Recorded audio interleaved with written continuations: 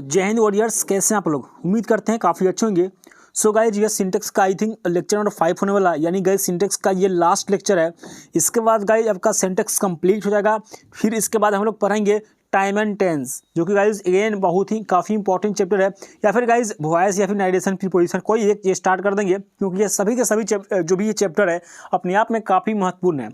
आज गाइज मैं थोड़ा सा रिवीजन क्लास भी आपका लूँगा और गाइज 5-6 कॉन्सेप्ट में आपको पढ़ा के उसके बाद गाइज आपका रिवीजन क्लास होगा। जो भी आप क्लास किए हैं सबका क्वेश्चन गाइज मैं आपको बताऊंगा कि इसका आंसर क्या होगा, आप खुद से करना। गाइज क्लास काफ़ी इंपॉर्टेंट रहने वाला है, सो मेक श्योर वीडियो पूरा एंड तक देखिएगा। तो गाइज आइए सबसे पहले हम लोग कॉन्सेप्ट देख लेते हैं, जो भी न्यू कॉन्सेप्ट बच गए हैं तो उसके बाद में अपना रिवीजन कराएंगे, ठीक है। तो गाइज चलो देखिए, मैं इसको बताना पहले चाहता हूँ। The number of ATMs are being increase to serve the customer better than before.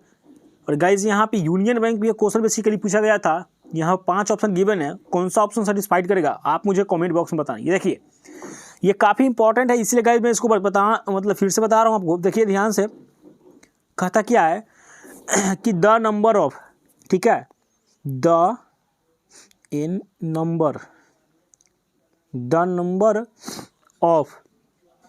Number of के बाद, ठीक है, जो इसका नाउन आएगा ना, चाहे जैसा हो, इट मीन्स कि नाउन सिंगुलर हो या फिर प्लूरल हो मैटर नहीं करता है, लेकिन जो वर्ब होगा ना वह कैसा होगा, वह प्लूरल होगा।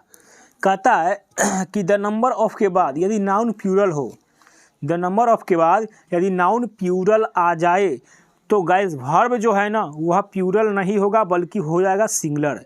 यानी द नंबर ऑफ के बाद चाहे जैसा, मतलब नाउन चाहे जैसा हो, लेकिन वर्ब हमेशा रहेगा गाइज सिंगुलर। तो गाइज वर्ब जब सिंगुलर रहेगा तो आप मुझे बता दीजिए कमेंट बॉक्स में कि यहाँ पे, सॉरी एक सेकेंड, यहाँ पे द नंबर लिखा हुआ है कि नहीं। सर यहाँ पे द नंबर लिखा हुआ है, यहाँ पे ATMs ये कौन सा है, ये सिंगुलर है कि प्लूरल है। सर प्लूरल है। तो यहाँ पे वर्ब कैसा किया है, सिंगुलर है क्या। सर बिल्कुल भी सिंगुलर नहीं है। तो गलतियाँ कहाँ पे है, सर गलतियाँ यहाँ पे है। तो आंसर क्या होना चाहिए इसके जगह पे, सर आंसर इसके जगह पर अगर आप इज लगा देंगे तो 100 और 10% सही हो जाएगा। तो गाइज यहाँ पे the number of ATMs are नहीं बल्कि the number of ATMs is being increase to serve the customer better than before. तो गाइज ऑप्शन नंबर जो है इस क्वेश्चन का बी जो है सेटिस्फाइड कर रहा है। उम्मीद करता हूँ कि आप इस क्वेश्चन से अवगत होंगे, कॉन्सेप्ट से अभी आपको सब कुछ अच्छी तरीक़ा से समझ में आ गया होगा। आइए गाइस बढ़ते हैं इसी अंदाज में, सॉरी अपना नेक्स्ट, चलो इस क्वेश्चन को देख लेते हैं। आ गया तो कहता है according to the radio according to the radio it can rain this evening no error. कुछ ऑप्शन गिवन है, देखिएगा याद से दिमाग से कि जब संभावना के बात हो तो यहाँ पे गाइज जो है कैन का प्रयोग नहीं करेंगे बल्कि करेंगे मे का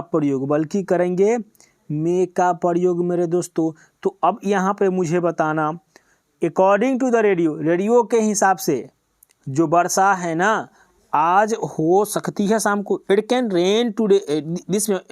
तो यहाँ पे 100% श्योरिटी की बात तो हो ही नहीं सकती है, क्योंकि भाई नेचर को समझना तो यार साइंटिस्ट के भी बस में बात नहीं है, ठीक है ना। तो यार छोड़ ही दो।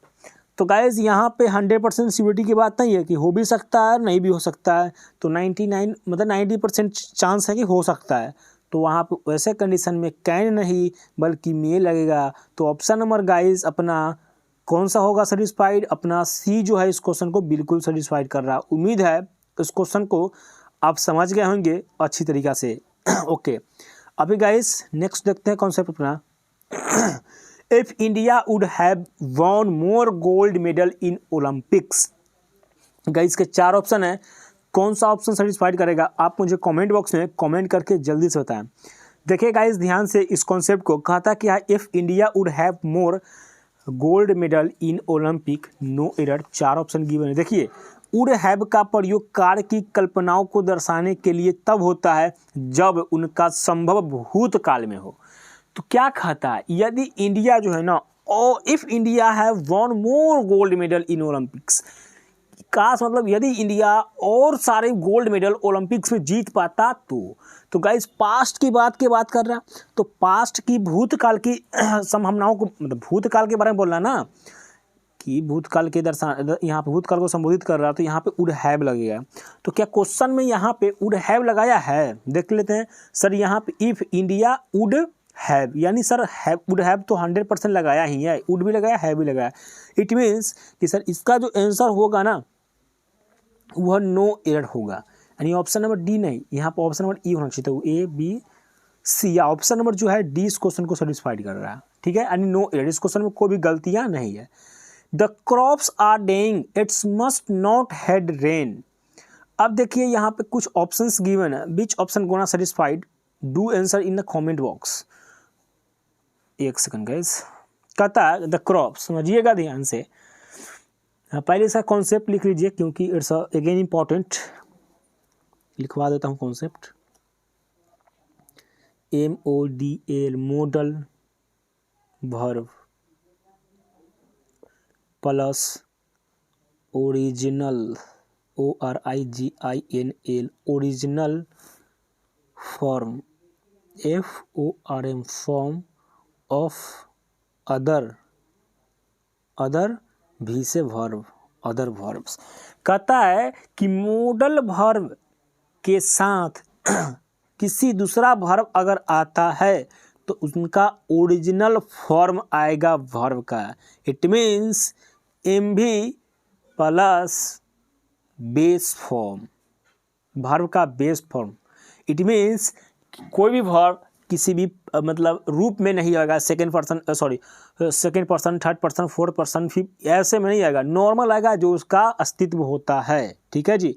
तो if the crops are dying, it must क्या है, अगेन इट्स अ मॉडल।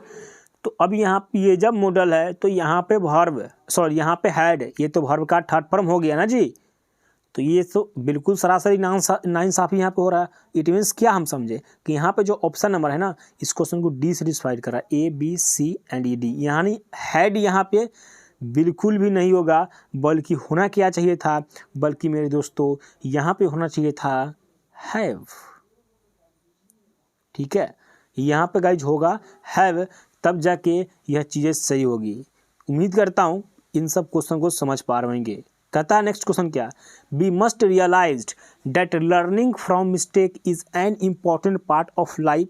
और ये कहीं ना कहीं तुरंत भी है, चार ऑप्शन यहाँ पे यहाँ पे गाइज 4 ऑप्शन दिए गए हैं, कौन सा ऑप्शन सेटिस्फाइड करेगा आप मुझे कमेंट बॉक्स में कमेंट करना बिल्कुल ना भूलें। समझिएगा ध्यान से क्वेश्चन गाइज क्या कहता है बेसिकली कि we must realize that learning from mistake is an important part of a life, no error. बिल्कुल सही बात है। तो गाइज इस क्वेश्चन का आंसर क्या हो सकता है, सोचिए, क्या ये क्वेश्चन में कोई गलतियां हैं या फिर गलतियां नहीं है, या फिर गाइज ये 100% सही है। आप मुझे गाइज इस क्वेश्चन का आंसर कमेंट में दीजिएगा, या फिर गाइज मैं ही बता देता हूं क्योंकि ये NDA में आ रखा क्वेश्चन है। तो we must realize that learning from mistake is an important part of the life, NDA में क्वेश्चन आ रखा है। समझते हैं इस क्वेश्चन के कॉन्सेप्ट को कि जब क्रिया के अंत में ING लगाकर उसे सब्जेक्ट का काम लिया जाता है तो we must realize that learning, अब यहाँ पे लर्निंग क्या है भैया, वर्ब है, लेकिन यहाँ पे एज अ सब्जेक्ट के रूप में कार्य लिया जा रहा है कि सीखना, यानी जब कॉन्सेप्ट लिखना कि जब क्रिया के पहले TO अब जरा बताना क्रिया के पहले सॉरी गाइज, ये जब क्रिया के अंत में ING लगाकर उसे सब्जेक्ट का काम लिया जाता है तो उसे सिंगुलर समझकर सिंगुलर वर्ब लगाया जाता है। तो we must realize that learning from mistake is an important part of life. It means sir इसमें कोई भी एरर नहीं है, यानी नो एरर इस क्वेश्चन का हो जाएगा, ठीक है। होप करते हैं आपको समझ में आ गया होगा। लेकिन नॉट थैंक्स फॉर वाचिंग मेरे भाई, अभी आपका कॉन्सेप्ट जो है सिंटेक्स का पूरा कंप्लीट हो चुका है। मैं चाहता हूँ कि इन सभी क्वेश्चन का आप आंसर दें, क्योंकि सारे के सारे बताया हुआ है आपको। गाइज 5 सेकंड का समय लीजिए और गाइज बताइए, if we had been one more good batsman in our team we would have won all match, no error. 4 option given है, कौन सा ऑप्शन सेटिस्फाइड करेगा आप मुझे कमेंट बॉक्स में कमेंट करके जरूर बताएं। पहला क्वेश्चन हो गया था, today there is over 1 billion people living in poverty is in developing countries. और कुछ ऑप्शन है, बताइए मुझे कमेंट करके कौन सा ऑप्शन सेटिस्फाइड करेगा। अगेन इसका भी there are number of peoples of every class and nationality who doubts the truth of his statement. Allahabad में क्वेश्चन पूछा था, इसका भी आंसर आप मुझे बताएं। The number of ATMs are, ये तो इसका ही बताएं। None of were really very happy when the guest not entry into the house, इसका भी आंसर बताएं। नन क्या लेता है अपने साथ, नन क्या लेता है अपने साथ, समझ गए हो तो बता देना आंसर।